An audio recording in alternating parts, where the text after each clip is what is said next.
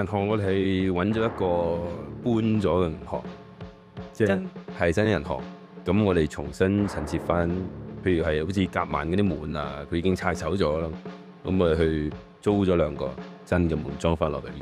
包括我哋所有嘅警察啊，做我哋其實真正最善良嘅，心地最善良嘅係迪龍。我原本係希望咁樣嘅，但係因為咧最重點嗰2場戲咧，我相信而家呢時入邊就睇唔到。咁咧就係迪龍同梁朝偉嘅文戲嚟，就係講到迪龍嘅自己背景多啲啦，同埋梁朝偉嘅背景咧比較多啲。